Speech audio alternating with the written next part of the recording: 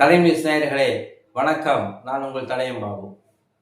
இன்று மாலை சென்னையில் நம்முடைய தமிழ்நாடு முதலமைச்சர் மாண்புமிகு திரு மு.க. ஸ்டாலின் அவர்கள் மகளிர் உரிமை தொகை விரிவாக்க திட்டத்தில் வெல்லும் தமிழ் பெண்கள் என்ற பெயரிட்டு நேற்று 17 லட்சம் பெண்களுக்கு மகளிர் உரிமை தொகை ரூபாய் 1000 வழங்கும் திட்டத்தை தொடங்கியிருக்கிறார். நேற்று மாலை அந்த விழா நடந்தாலும் கூட நேற்று காலையே அனைவருக்கும் பணம் அனுப்பப்பட்டிருக்கிறது. ஏற்கனவே 1.3 கோடி பெண்களுக்கு மகளிர் உரிமை தொகையை அனுப்பிய தமிழக முதல்வர் மாண்புமிகு மு.க. ஸ்டாலின் தலைமையிலான திமுக அரசாங்கம் இன்று மாலை நடைபெற்ற நிகழ்ச்சியில் 17 லட்சம் பெண்களுக்கு அந்த மகளிர் உரிமை தொகையை அனுப்பியிருக்கிறார்கள். இந்த திட்டம் பெண்கள் மத்தியிலே மாபெரும் சிறப்பான ஒரு வரவேற்பை பெற்றிருக்கிற திட்டமாக இன்றைக்கு திகழ்ந்து கொண்டிருக்கிறது. எதிர்கட்சிகள் என்னதான் குற்றம் சாட்டினாலும் கூட பெண்களினுடைய செலவுக்கு அந்த தொகை பயன்படுகிறது என்று பல பெண்கள் தெரிவித்திருக்கிறார்கள். மாலை நம்முடைய மாண்புமிகு தமிழ்நாடு முதலமைச்சர் தொடங்கி வச்ச அந்த திட்டத்தில் நடிகை தேவயானி உள்ளிட்ட பெண்கள் அந்த விழாவிலே அலங்கரித்திருக்கிறார்கள். அவர்கள் அணிவகுத்திருக்கிற அந்த காட்சியை பார்க்கும் பொழுது இந்த 1000 ரூபாய் உரிமை தொகை எந்த அளவிற்கு பெண்கள் மத்தியிலே ஒரு மிகப்பெரிய வரவேற்பையும் சிறப்பையும் பெற்றிருக்கிறது என்பதை இன்றைக்கு எடுத்து காட்டிருக்கிறது.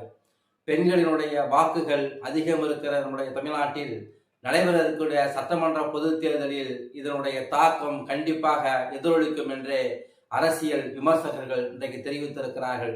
ஒரு ஆட்சியினுடைய ஒரு தேர்தலினுடைய வெற்றி தோல்வியை நிர்மாணிக்கக்கூடிய சக்தியை பெற்றிருப்பவர் பெண்கள் மட்டும்தான்.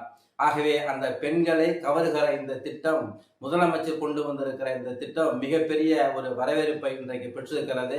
இந்த திட்டம் மகளிர் உரிமை தொகை திட்டம் 2026 சட்டமன்ற பொது தேர்தலில் திமுக தலைமையிலான கூட்டணிக்கு ஒரு பிளஸ் பாயிண்டாக இருக்கலாம்.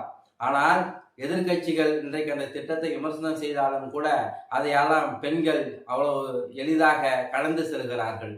காரணம், இன்றைக்கு யார் அந்த 1000 ரூபாய் தரும்? அதே போல மகளிர் உரிமை தொகைக்கான 1000 ரூபாய், கல்லூரி மாணவிகளுக்கு 1000 ரூபாய் என்ற அனைத்து பெண்களுக்கும் இலவச பஸ் பயணம், இந்த திட்டங்கள் எல்லாம், இந்த தமிழக அரசினுடைய இந்த திட்டங்கள் எல்லாம் பெண்கள் மத்தியிலே மகளிர் மத்தியிலே ஒரு சிறப்பான ஒரு வரவேற்பை பெற்றிருக்கிறது. நடிகர் விஜய் இளைஞர்களினுடைய ஓட்டை கவரலாமே தவிர இந்த 1000 ரூபாய் பணம் வாங்குகிற மகளினுடைய வாக்குகளை கவர்வதும் வாங்குவதும் அவரது எளிதானதல்ல. கலைஞர் உரிமை தொகை 2026 சட்டமன்ற தேர்தலில் ஒரு மிகப்பெரிய மாற்றத்தை உண்டாக்குகிற மணிமகுடமாக மாறும் என்பது மட்டும் உறுதி.